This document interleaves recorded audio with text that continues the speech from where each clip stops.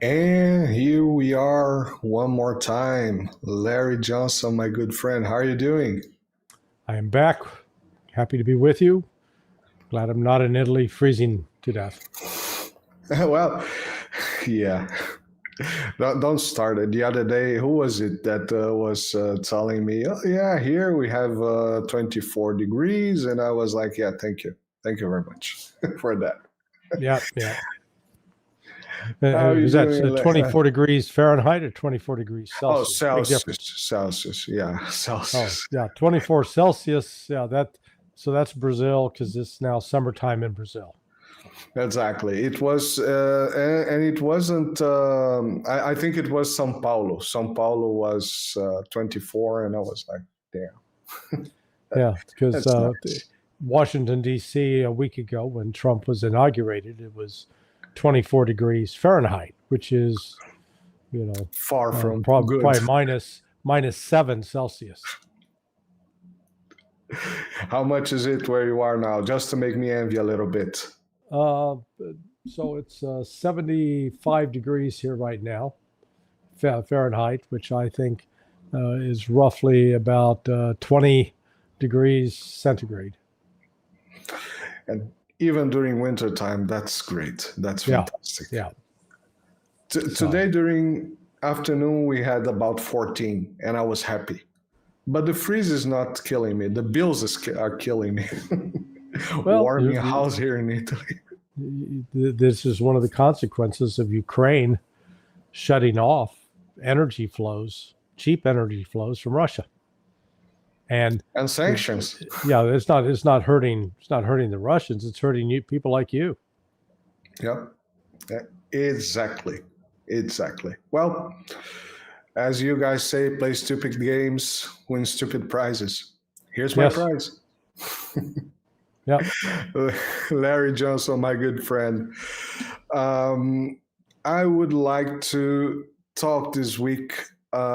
Three subjects: the two soap operas that we are used to, Israel and Ukraine, and the new soap opera that is Trump's tariffs and deportation. But I would like to start with Israel soap opera. It's this week we saw the prisoners exchange, and two things that call a lot my attention. Well, one of that, I will start with that because it's just funnier. The Israeli official page on X, Shitter, posted. Yep. I don't know if you saw it. They posted that they released a guy that was a 3-time suicide bomber and was serving 35 life sentences. But 3 times he was a suicide bomber? 3 times. Yeah, boy, he wasn't very good, was he? It seems like he killed 35 people except himself. Yeah, what was his name? Felix the Cat? A guy with 9 lives? Jesus. Yeah. They need to keep. Yeah, they probably need to lock him up just to protect him from himself. Yeah. So, if it's like that Lionel Richie song. They could do once, twice, 3 times a lady. Once, twice, 3 times a bomber.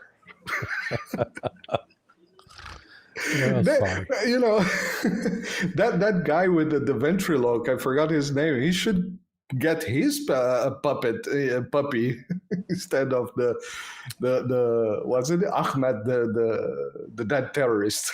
Yeah. Well, you're talking about the ventriloquist. Yep. Yeah.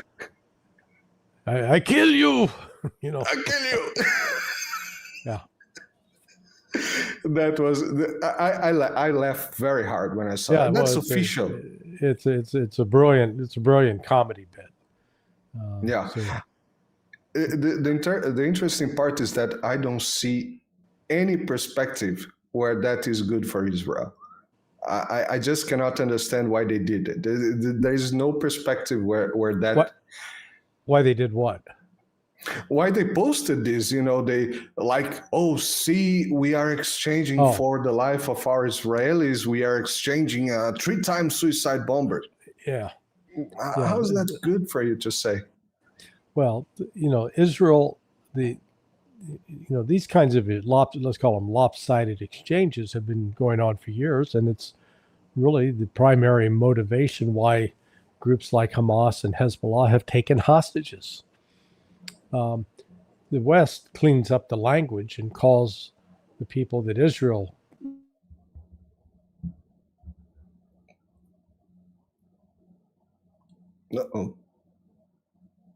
well, so either they're all hostages or they're all prisoners.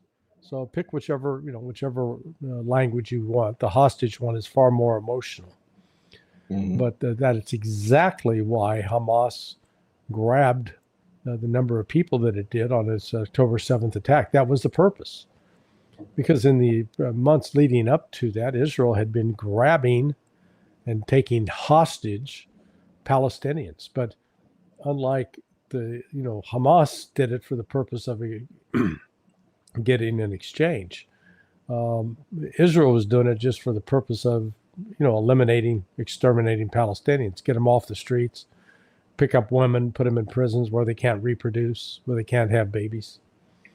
So it's just sort of this has been a long-standing Israeli tactic. And, now, you're seeing you get four female Israeli soldiers released, and in exchange for 300 Palestinians. And when I actually looked up the numbers. It's there were a total, Hamas took a total, prior to October 7th, a total of 19 hostages between 2000 and 2021, or 2020, summer of 23. 19. So that's almost like one a year. Whereas the Israelis were picking up a minimum of 1,000 or more per year. Now you can say, well, they're trying to prevent terrorism, except the number of terrorist attacks didn't come anywhere close to matching the number of people that were being taken off the street. Some of it was just pure viciousness, being capricious. Others were selected, designed to try to disrupt the ability of the Palestinians to organize and carry out opposition to the Zionist state. So, here what we've seen now, though, over the ensuing 15 months since the Israeli retaliation for the October 7th attacks, is that Hamas, principally through the Al-Qassam Brigade, has fought Israel to a standstill, despite Israel's lopsided advantage in terms of air power, armor, artillery. The Israelis actually have taken a beating. And that was on display the other day when the hostages were released. They were surrounded by jubilant, uniformed, they were wearing crisp-looking uniforms, members of the Al-Qassam Brigade. That was, if that wasn't a poke in the eye to the Zionists, I don't know what was. Yeah, and plus the perspective, and I think you also mentioned this. I mean, I had a live stream this weekend where I showed the videos of the military women being released. Well, the second video, because there was already 3 women released in the middle of the week, and then later on another 4. And both of the videos, they were very, the women looked well treated. They looked well fed. They were not, skinny, or they just looked nice. Of course, that's perspective. And one thing that was amazing for me is they gave her gifts. They gave them gifts. Yeah, they got a gift bag. Yeah, a gift bag, keychains. Yeah, that still doesn't take away the sting of being taken hostage. I'm not in favor of either Hamas or Israel taking people hostage. It's one thing if you've committed a crime and charges are brought against you and you have a chance to defend yourself. But that's not how this is done. And candidly, that's not how it's been done in the United States either of late. They did it, when you're involved with political persecution.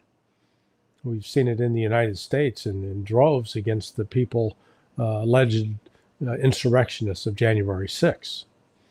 So, it's not fair to just condemn Israel or Hamas. The United States is as guilty of these kinds of misdeeds as anyone. But I did take note of the fact that those 4 Israeli soldiers, the female soldiers, they were speaking in Arabic, and they did a TikTok video of them thanking their captors in Arabic. Shukran, shukran. So they didn't have a gun pointed at their head, and you can tell when something is contrived. This was not contrived. And it's a credit to Hamas that they kept the ladies alive, despite intense, indiscriminate bombing by Israel in the preceding 15 months. Remarkable. Yeah. I think what called more my attention was that the perception that we end up having is that, of course, I mentioned this in my live stream, is terrible. I wouldn't like to be, prisoner or captivity in any case. But there was some, they showed humanity. I don't know what they did. I even mentioned that I don't know what they did while they were in captivity. But they show humanity on the exchange.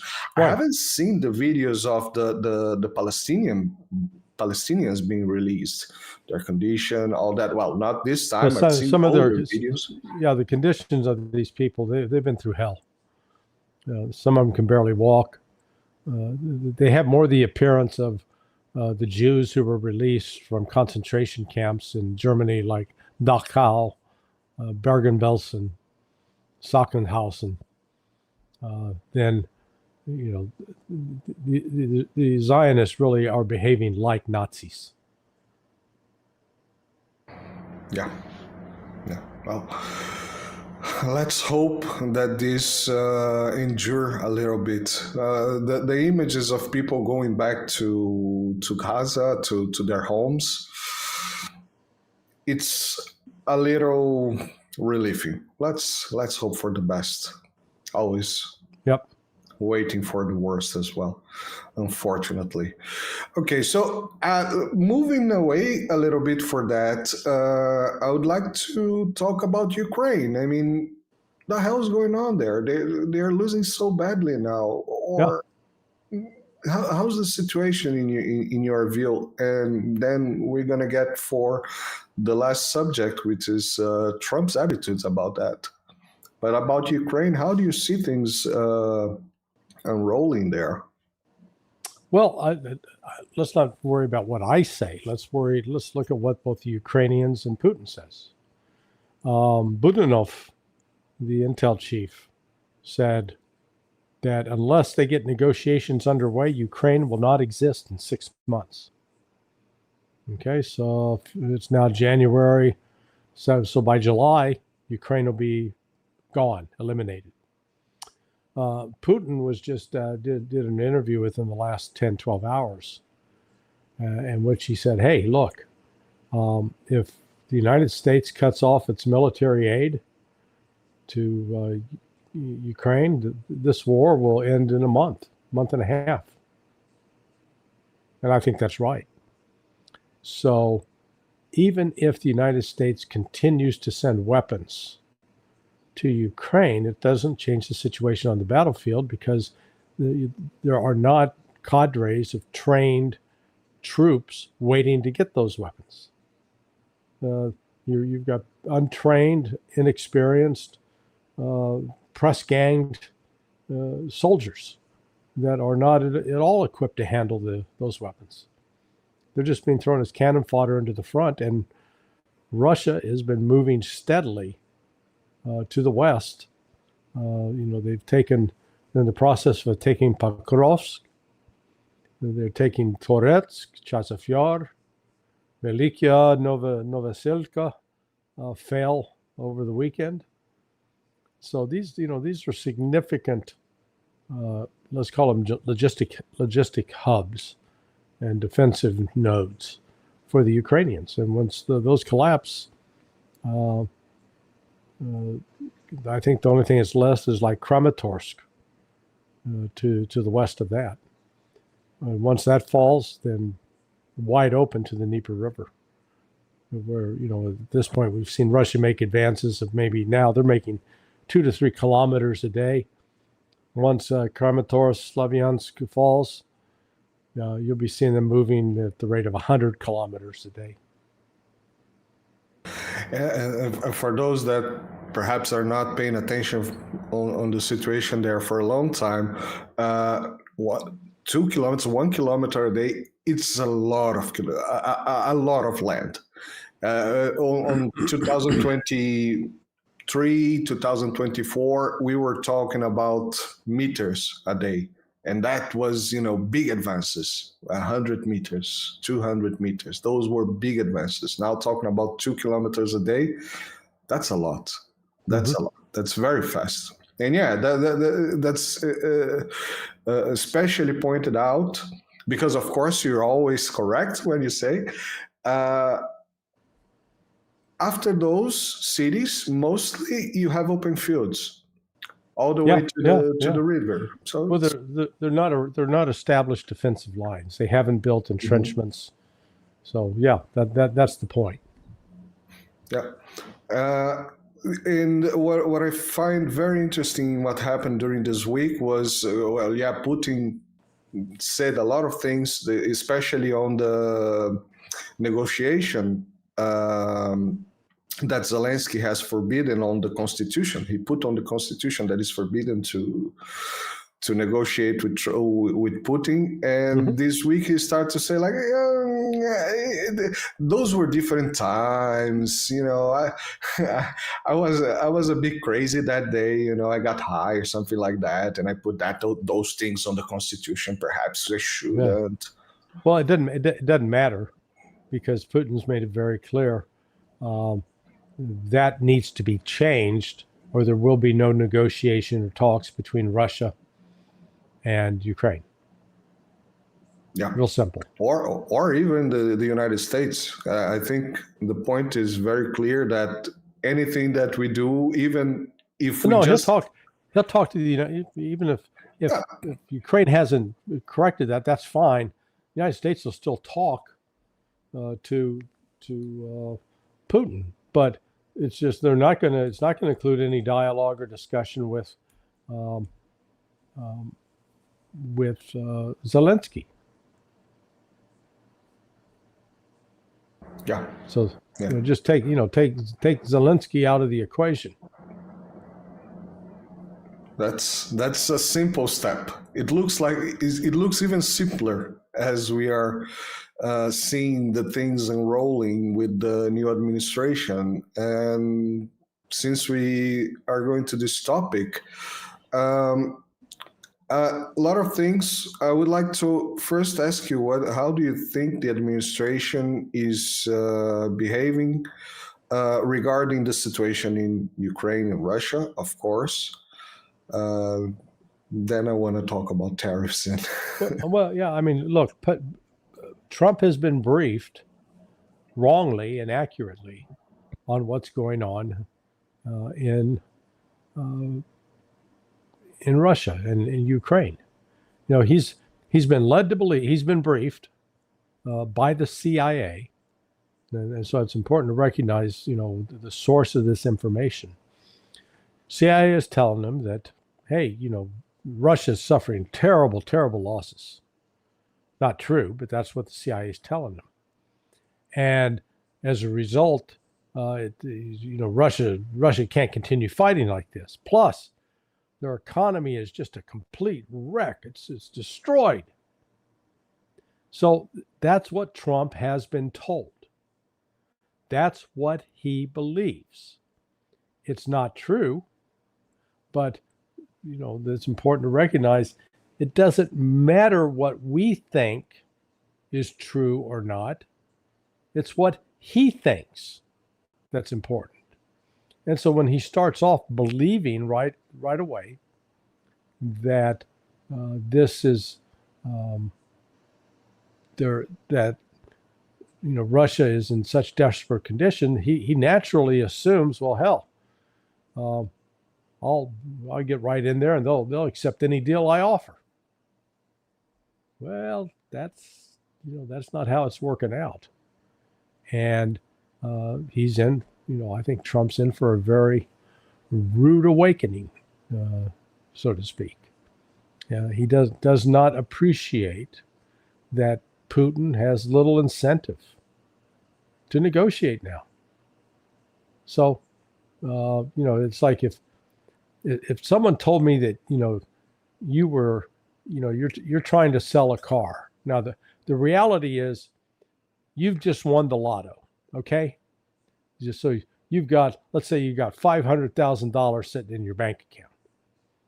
But I wish. Yeah, I said, yeah, we're pretending now. But you've got that much money in your bank account, so you're going to sell your car. Well, let's say the word gets out, they believe, oh, boy, Marcelo's in tough financial times. He's having to sell the family car.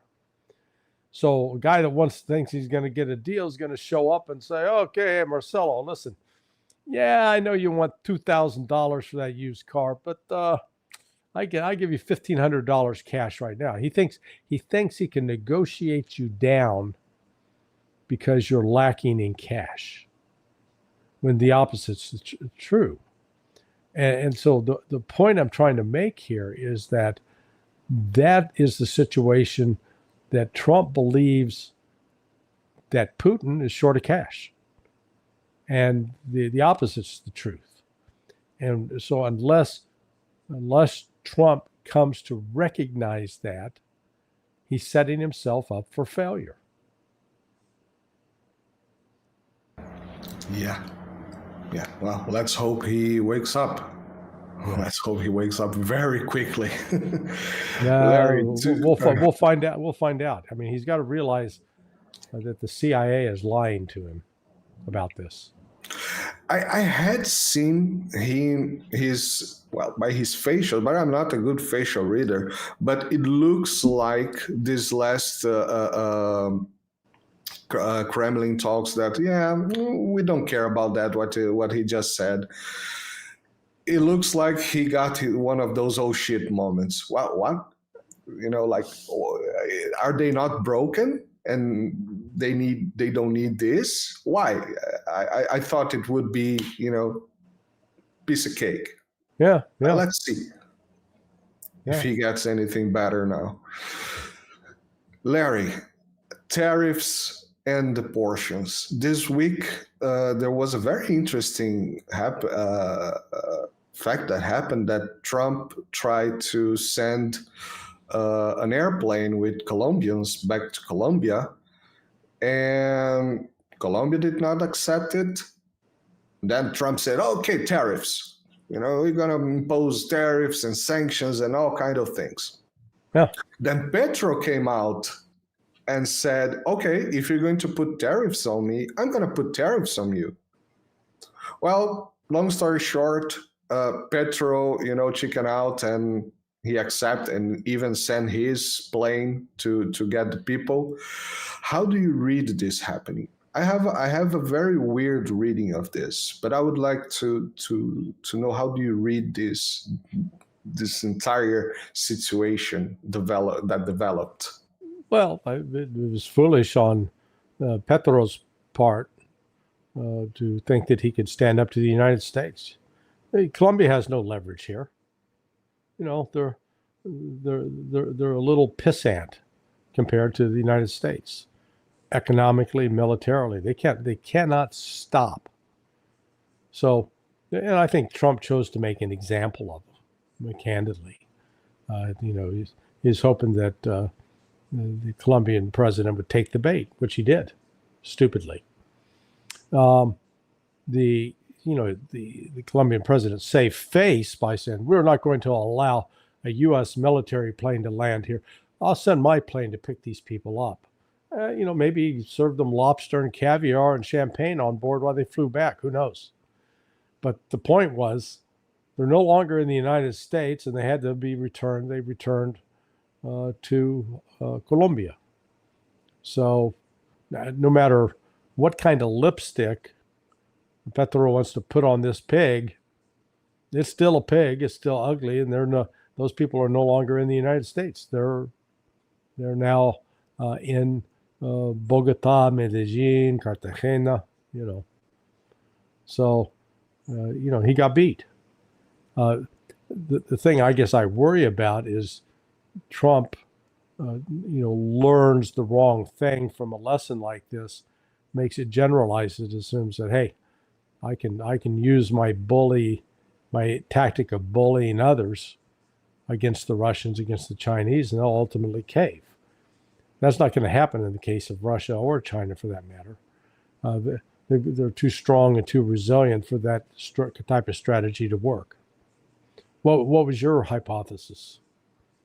No, not a hypothesis. My reading, because this same week we had a deportation to Brazil, and it kind of made the news of Brazil because people got handcuffed, and I was thinking, of course they are being deported. What do you expect them to be wearing? Fluffy hair or whatever. And the thing that I saw, well, first of all, I think just by saying the words tariffs and sanctions some time ago, half of the world would be shitting their pants on Trump's words just because of that. And there was some pushback. Of course, it was foolish. It was stupid. You get the map of South America. Colombia is one of the countries that are more dependent on the United States. Most of the countries now have bigger economic trades with China. Mm-hmm. Colombia is fully dependent on the United States still. Yeah. What I found interesting was the post that Petro put after. It was, very melancholic, very poetic, all the very crappy, long. But one thing that called my attention was he's calling for Bolivarianismo and nationalism.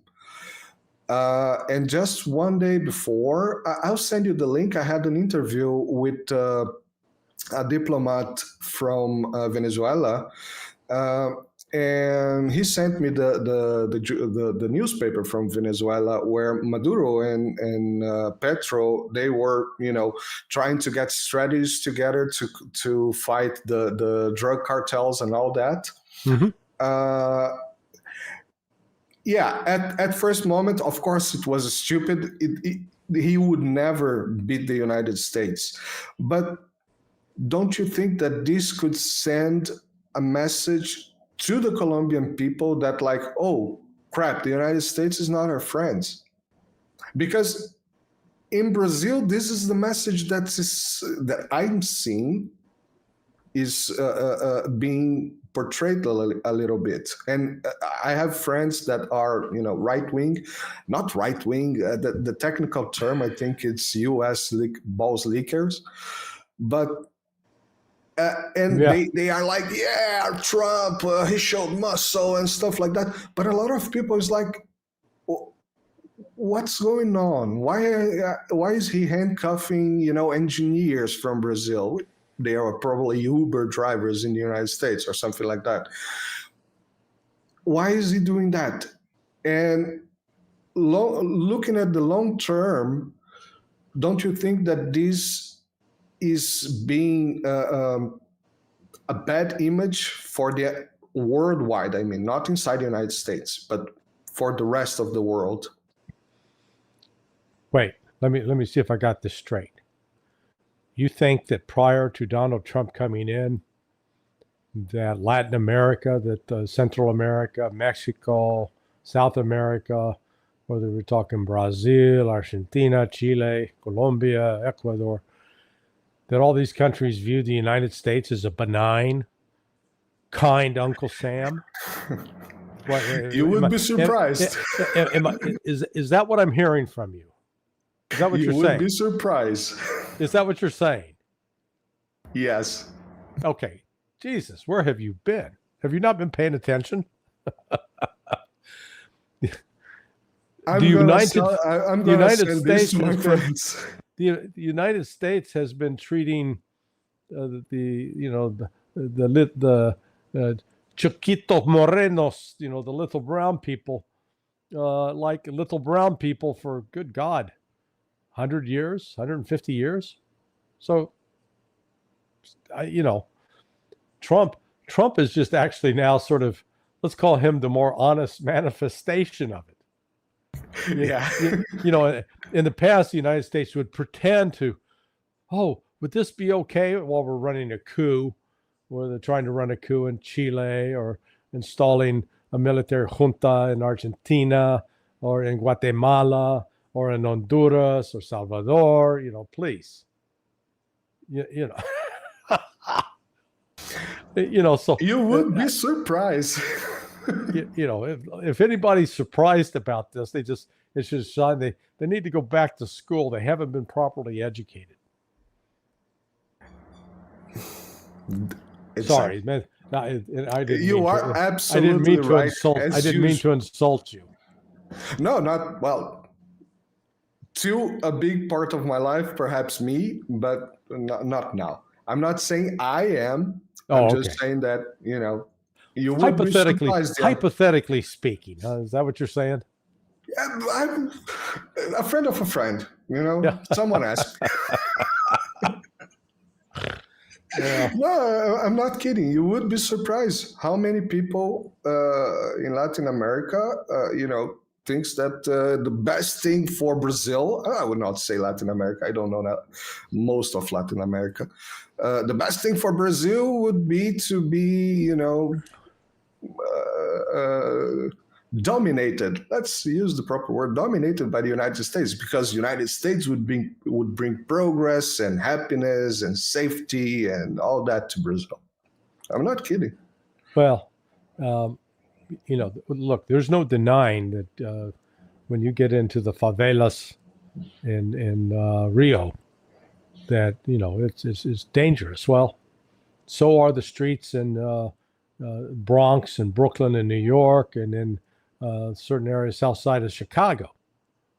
So, the United States is in no position to lecture on Brazil on public safety when we struggle with the same issues here in the United States.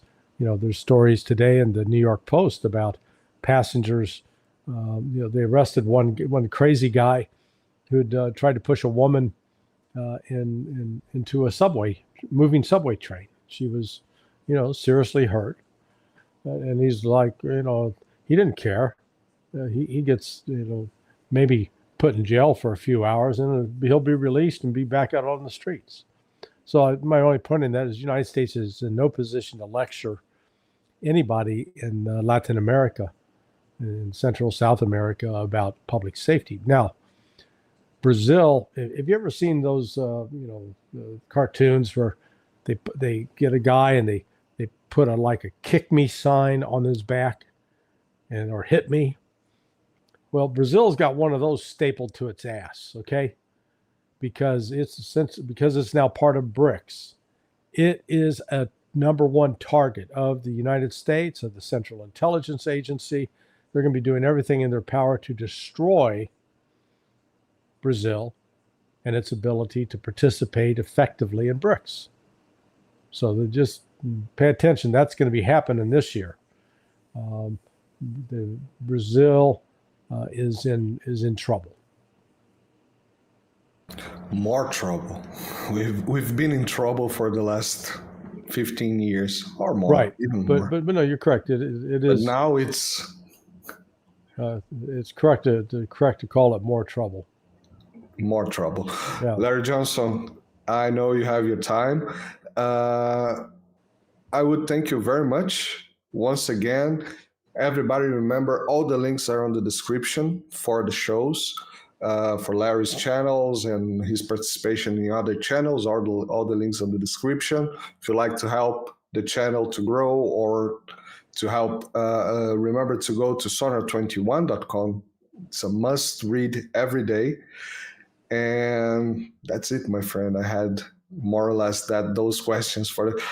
I'm surprised you are surprised to know that people in Brazil kind of love the United States. You just go to Miami. I understand it's sort of the love-hate. It was the same, I saw it in Argentina. Remember, I lived in Argentina back in 1980, all of 84. I was there at the very end of 83. And this was just the start of the hiperinflación, the hyperinflation. But prior to that, in say like 1979, 1980, I lived in the city of Córdoba, which is the second largest city at the time in Argentina. And they had daily flights from Córdoba to Miami simply for people to go shopping.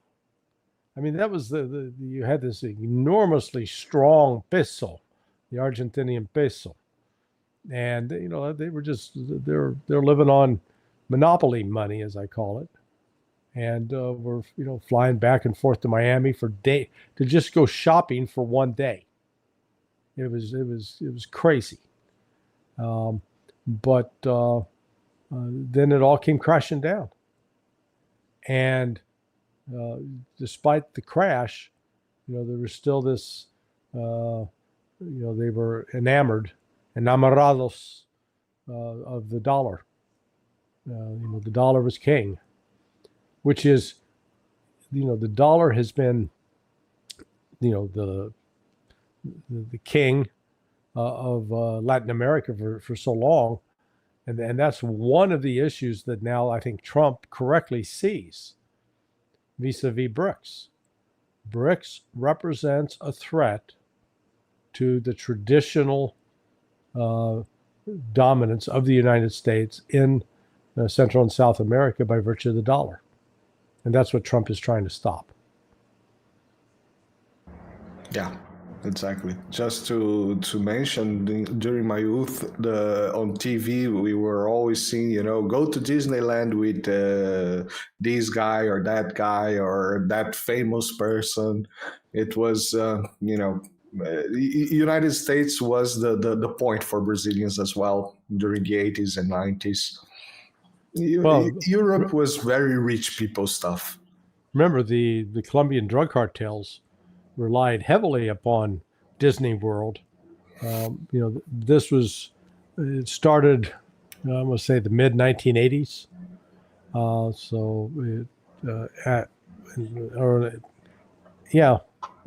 Pablo Escobar was still alive. So what they do is they would give Colombian families, they'd be offered a chance. Hey, you want an all expenses paid trip to Disney World? The drug cartels would send Colombian families to Orlando, Florida, to go to Disney World, Universal Studios, SeaWorld, the whole shoot match. All they had to do was open 5 bank accounts. And, as you know, within Latin culture, you have the mother's name and the father's name. So, you could be Jorge Rodriguez Sanchez de Gomez.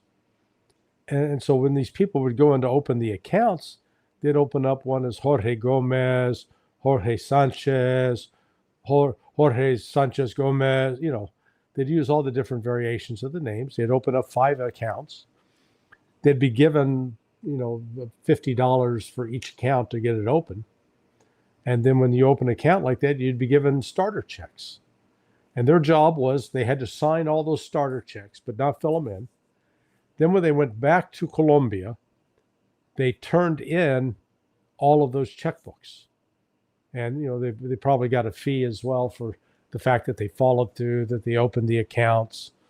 And once those accounts were opened, the cartels started feeding money into them with the pitufos, the Smurfs. And so every day these guys and gals would roam around Miami, Fort Lauderdale, Orlando, go to these different banks and just, deposit $1,000, $3,000. They'd always keep it under the reporting limits, maybe as low as 500. What happened over time, that money built up in the accounts, and then those checks in Colombia, this is why it was called the black market peso. Because, let's say that you were a farmer and you wanted to buy a John Deere tractor. And the government said, okay, hey, you have to trade your pesos for dollars. So you go to the government exchange window and they say, okay, yeah, you got to give, if you want $1, you got to give us 10 pesos. The black market, which is funded by the drug money, those guys said, you only got to give us 7 pesos for $1. So would you rather save 30% on the deal? You bet your rear end you would. And so that fueled an entire market. So that's what I'm saying. The connection between the dollar, the drug trafficking, the United States has been very, very strong. BRICS represents a threat to that system. And maybe I hadn't thought about this till now, but I think one of the biggest opponents of it may also be the drug traffickers. And you know who controls them. Yeah. I will one day. I'll tell you some stories about Rio de Janeiro and things that are going on there. It's very bleak, bleak situation there. I'm not there, but I'm learning from my friends. I hear you. All right, my friend. Well, hey, thanks for having me today. Thank you very much, Larry, once again, and see you next week, hopefully. Bye-bye. Adios.